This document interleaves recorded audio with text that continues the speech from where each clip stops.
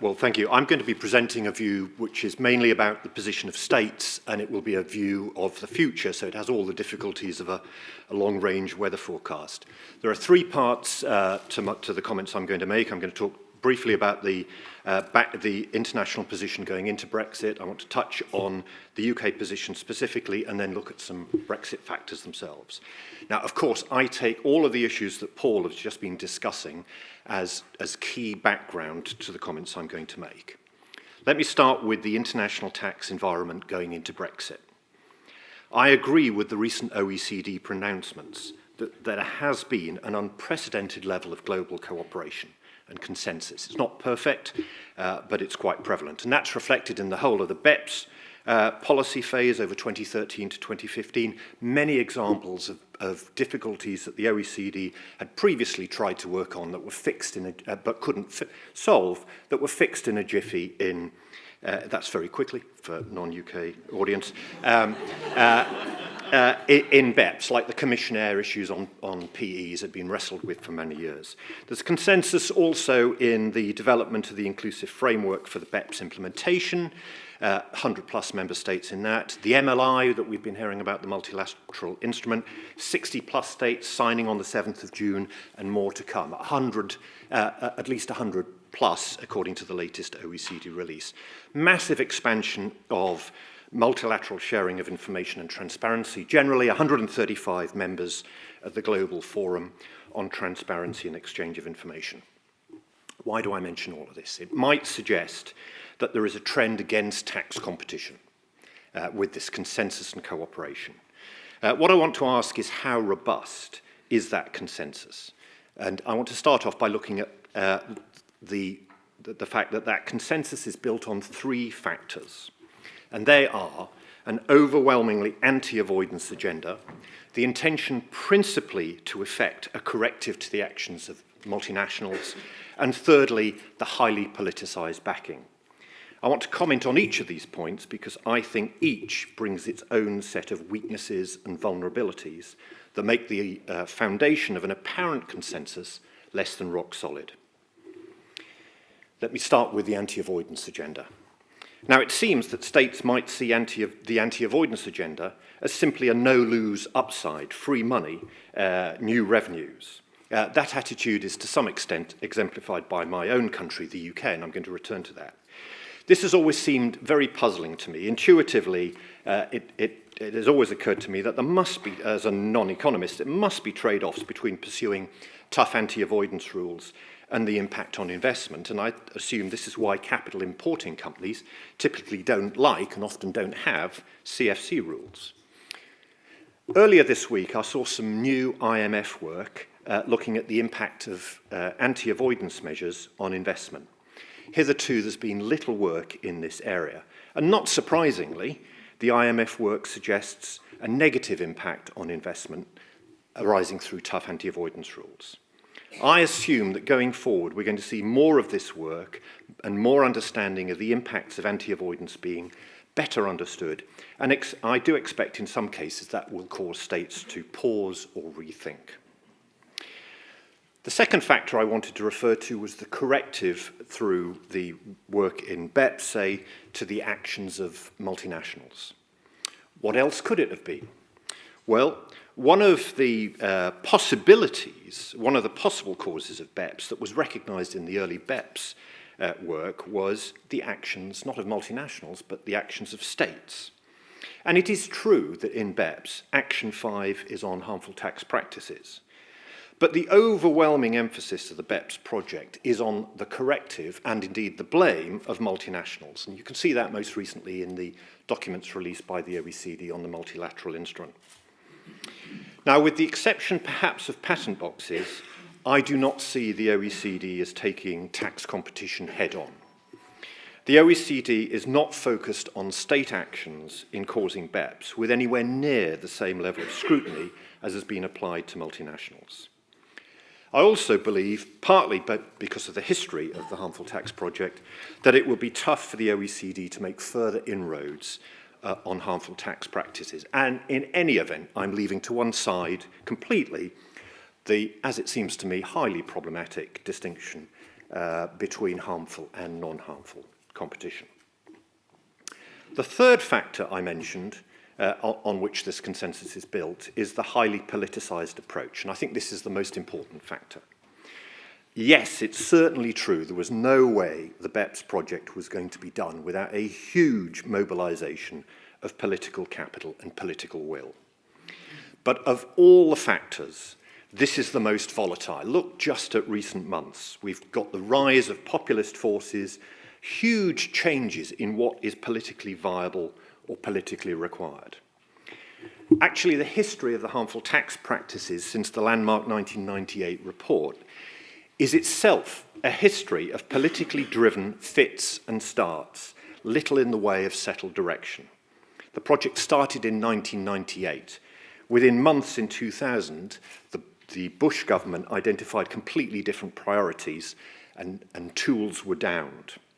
We then had the 9/11 chapter, and that caused a focus, a shift towards tracing terrorist cash movements through tax havens using exchange of information.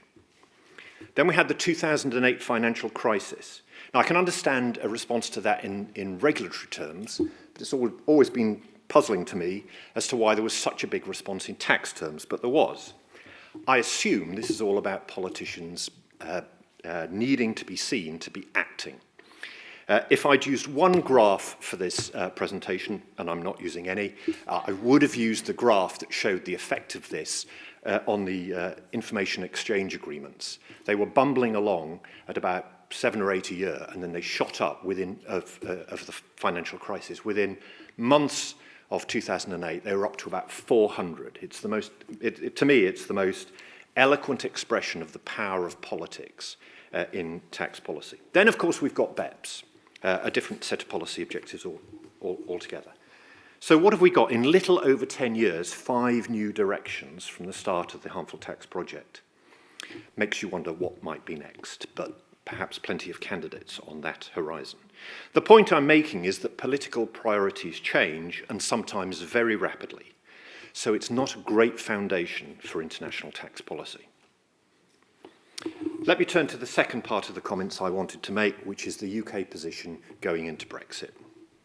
Now, as is well known, the UK has sought to maintain a twin-track policy of being the most competitive state in the G20 and a world leader in BEPS. Now, I've noted the trade-offs within these agendas, and indeed the first piece of work I did when I joined the centre was with Georgia Maffini. We looked at the tensions between the UK position on being the most competitive as against being a cheerleader for BEPS. The UK has rushed to get BEPS measures on the UK statute book.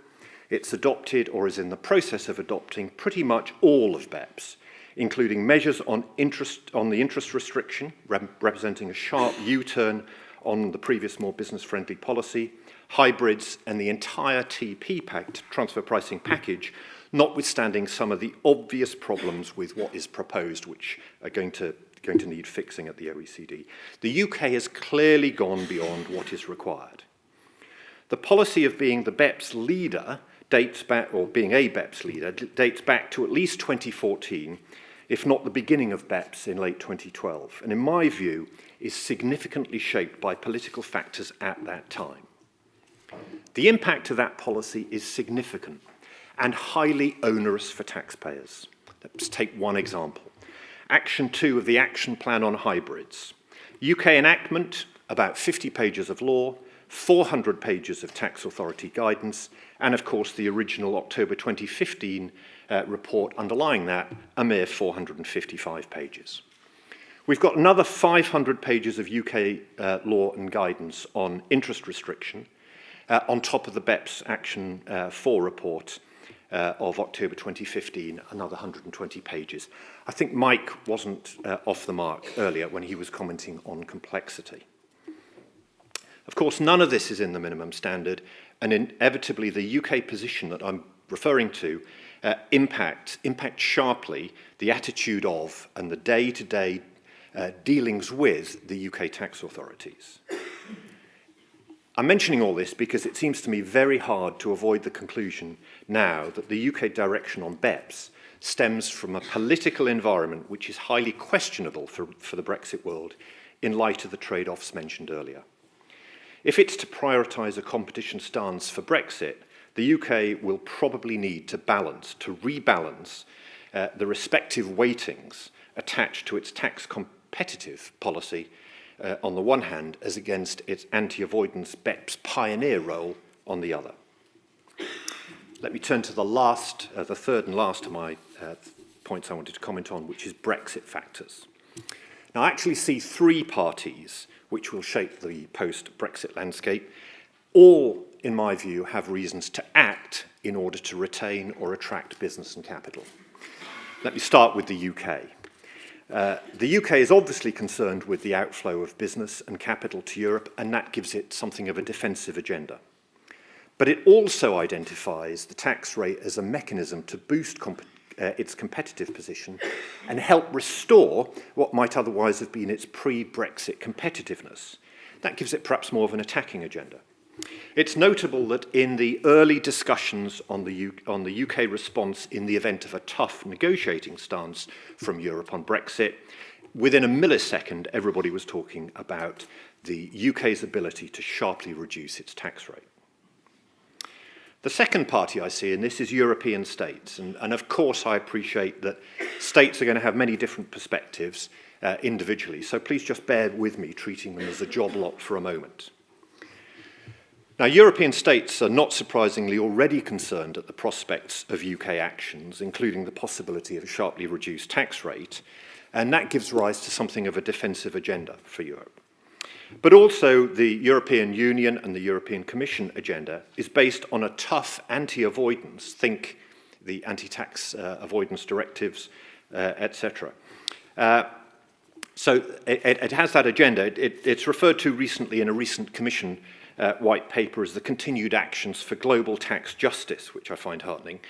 But clearly there is going to be a feeling that that might be undermined by the UK not being in a fold, particularly if it's acting in an aggressive way. I'd also like to mention, on the other hand, that we also have clearly some cases where the European states want to win new business from the UK. Probably the best recent example is the French courting of the London financial sector. And that amounts to a more aggressive or attacking agenda. By the way, the reason I'm referring to attacking and defensive agendas is because I'm just trying to illustrate the different motivations for action, because I think it makes those actions more likely. Now, as a completely separate matter, I'm simplistically referring to EU states as one here, taking them together, but of course individual EU states have markedly different views on and the need for tax competition. Compare Germany with, say, Ireland or Luxembourg. I think those different perspectives will also put pressure on the European consensus on states in responding to competition pressures. The third party I just wanted to comment on briefly is the US, and of course there's a session later by people who actually know what they're talking about. For now, I just wanted to mention that I think my assumption is that it is reasonable to assume that there will be a flow of capital from Europe back to the US as a result of US tax reform.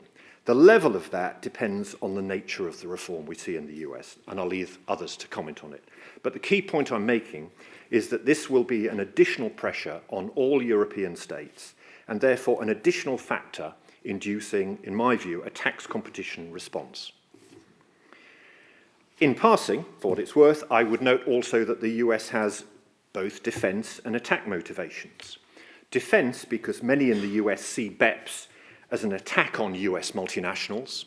Bob Stack once put the point rather more delicately by saying when he walks into the room, everybody expects him to be buying the drinks at a state level. And so that might require a response. And with regard to an attacking agenda, I'm assuming that the America First policy is hardly a passive policy and involves actions to get capital and jobs back in America.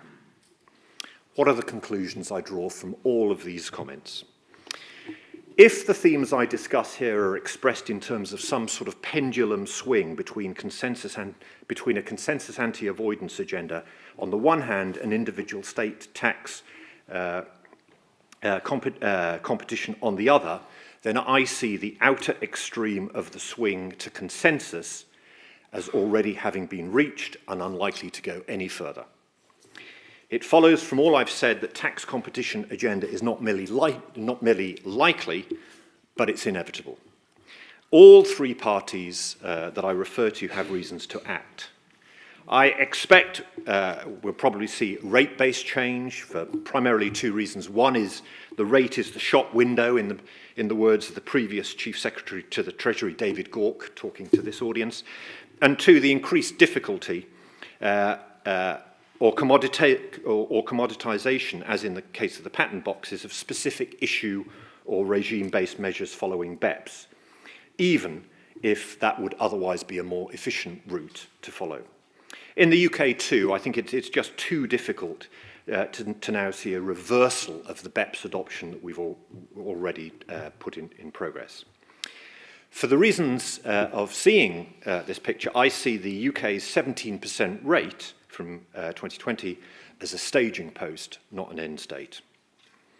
It's highly relevant, it seems to me, that tax rates were actually reducing through the BEPS project itself. And there's no reason to think that trend will change, and clear reasons to conclude it will not. That's happening now in many states. France, Belgium, Luxembourg, Italy, etc. are all reducing rates.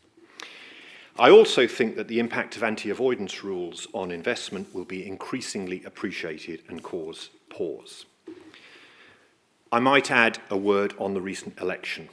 Unlike Paul, no, I don't see any realistic likelihood of a sustained reversal of the tax rate reduction as proposed by Jeremy Corbyn. But I do recognise government weakness, and that means putting into effect the intentions and wishes of the government, including on tax policy matters, could be difficult in the short to medium term. Let me return to the weather forecast. The UK weather forecast is therefore an outlook of a clear long-term trend of continuing depressions in the tax rate, but with the likelihood of some shorter-term episodes of turbulence and dead calms in the general environment. Thank you.